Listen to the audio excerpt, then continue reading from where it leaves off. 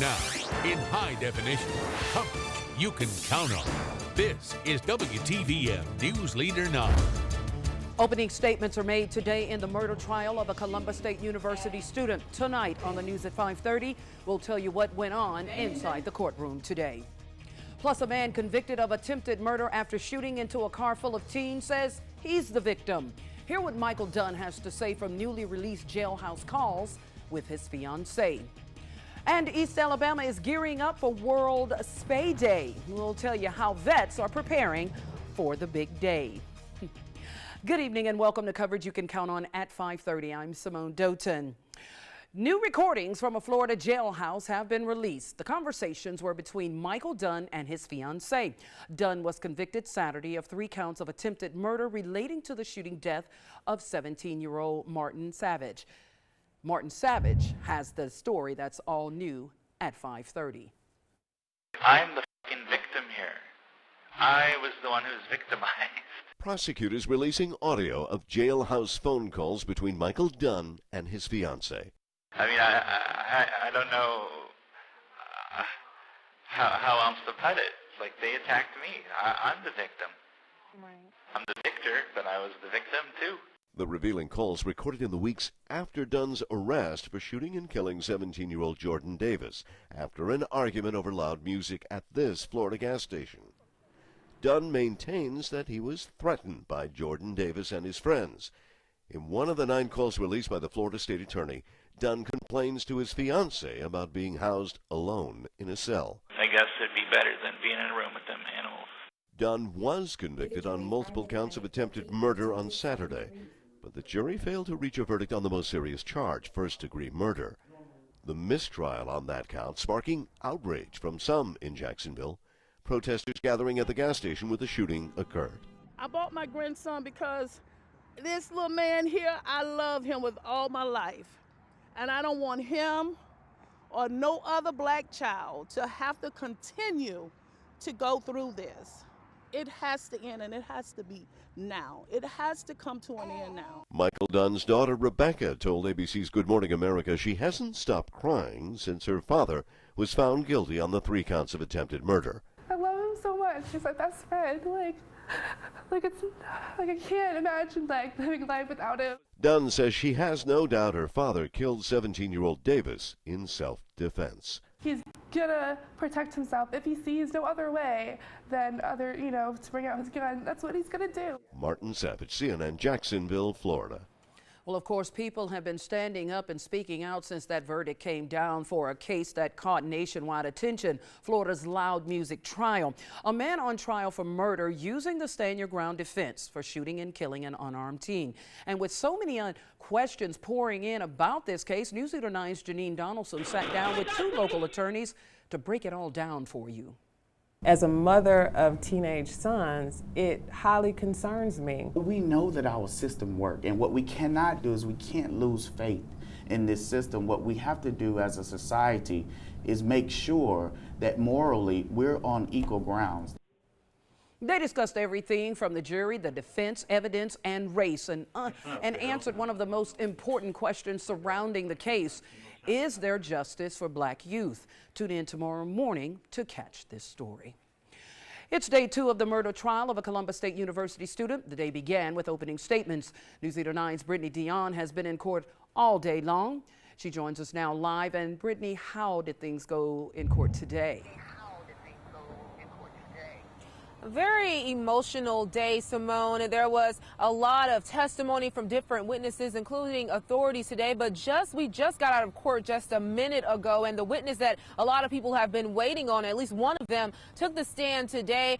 He has expressed fear for his life due to retaliation for him testifying against these 2 men today. Now, in court, he said that DeQuandre Truitt walked up to his car, tapped on the window, called him a derogatory racial slur, and just began shooting at him. He says that he only remembers 1 shot, and he just took off driving. His car ended up smashing into another car and a pole. He says he jumped out and just began running for his life. He ended up being shot in the back of the head. He found out later that he was also shot in the back. He said in court today he thanks God that he's still alive to be able to testify and speak even though he was shot in the head. He says he would not put anyone in a position and take their life away if they did not do a crime. He says that Quandre Truitt should go to jail because he is the person that shot him on that night. Now, of course, we are going to work to get some of that testimony on air so you can see it in the 6 o'clock show. For now, I'm live in Columbus at the Government Center. Brittany Dion, WTVM News Leader 9. And we thank you so much for that live report, Brittany. There are new details tonight in the search for a missing Columbus woman. News Leader 9 has confirmed that 56-year-old Rebecca Summerall has been found safe and sound. Summerall went missing Friday morning from St. Francis Hospital. Now, according to Columbus police, she was found later that same day around midnight. We're told she was picked up by patrol officers.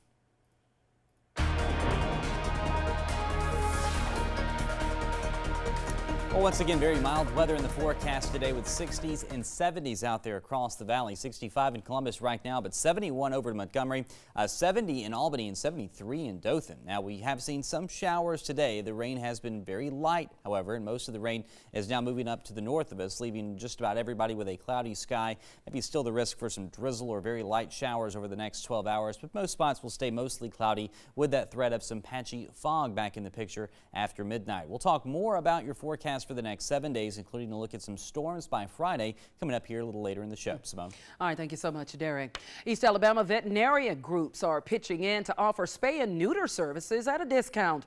It's all part of the 20th anniversary of World Spay Day. News Leader 9's Elizabeth White shows all pet owners how they can have their animals fixed for less than $30 thanks to a local pet supply store that's paying half of your bill. There should be one in there.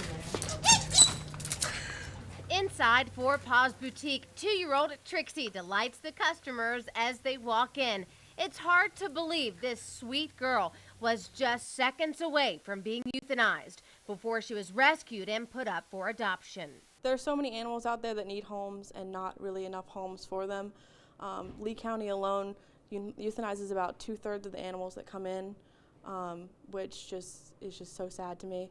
And if we can get some animals spayed or neutered, that'll reduce the number of animals out there. The owners of Four Paws are passionate about reducing the thousands of unwanted animals killed every year in shelters. So starting February 20th, in honor of World Spay Day, 10 local vets are providing low-cost spay-neuter services to the public, and Four Paws will pay half of your bill. Total cost for owners should be around $30 or less. And considering these surgeries can cost anywhere from $100 to $300 each, it's a good deal. We just want to thank all the local vets for helping us out with this. They're taking a lot of time out of their schedules and reducing their costs for us, so we really appreciate it. Hello, darling. As for Trixie, she's still looking for her forever home. She's one of the fortunate animals, rescued at the very last second and ready to give years of love back to the family that loves her. And again, this event starts this Thursday and ends on the 28th, so you have just 8 days to participate and register your animal. All you got to do is call Four Paws Boutique at 334-502-7900 or just stop by. They are located on Pepperell Parkway next to Country's Barbecue. Reporting in East Alabama, Elizabeth White, WTVM News Leader 9. Thanks so much, Elizabeth. Columbus State University is turning its focus to the civil rights era this spring semester. Tonight at the Columbus Public Library, CSU continues its civil rights series with spring films. Tonight's film is Slavery by Another Name. The documentary focuses on different forms of forced labor of African Americans until World War II. It all gets started at 7 o'clock this evening. For a full list of when the next films will be shown, head over to our website, WTVM.com, where you can find this story under the Quick Links tab. Today begins a very special week in education with hopes of getting the entire family involved. The Parent-Teacher Association at Fort Middle School held a meet and greet today for parents as part of Bring Your Family to School Week. This week boasts a list of activities for parents and students, including an awards program and drive-through breakfast day. News Leader 9 spoke with the parent liaison from the school about why they are making sure parents are part of this week's festivities. You see that your parent coming to school and sit in the classroom, it kind of helps to correct that positive behavior. But it's also let the child know that, hi, my mom and dad or auntie or uncle is also concerned about my education as well. So just to see them even just walking into the classroom, peeping in, sometimes eating lunch, talking with the principals, talking with the teachers during that time, it does help promote education and parental support. Jackson spoke with parents about testing tips for the Criterion Referenced Competency Test, or CRCT. According to findings, parents' involvement helps a student succeed in and outside of the classroom. After a failed referendum to increase property taxes to fund the new Auburn High School, the school board is now cutting the 2014 budget to make room for more students. Last week, the Auburn City School Board of Education approved an amendment to the 2014 budget to save $1.2 million. This amount is larger than cuts in last year and years past due to the need for more space. The superintendent of Auburn City Schools tells Newsleader 9 she is determined to find a way to make room for more students. As we went through the tax referendum, and that was not a successful effort, we knew we would need to start finding ways. We heard from people that they wanted us to live within our means, and so I took that seriously, and so we started looking immediately at our budget. Those budget cuts include reducing extracurricular transportation, cutting professional development funding for teachers, reducing summer school costs, and cutting the textbook budget by $400,000. And this year, new social study books will not be bought. Coming up on Newsleader 9 at 5:30, want a healthier heart? We have some tips on how to strengthen your heart muscles and lower your cholesterol, all at the same time. Plus, federal authorities are looking into severe turbulence that triggered pandemonium aboard a United Airlines flight.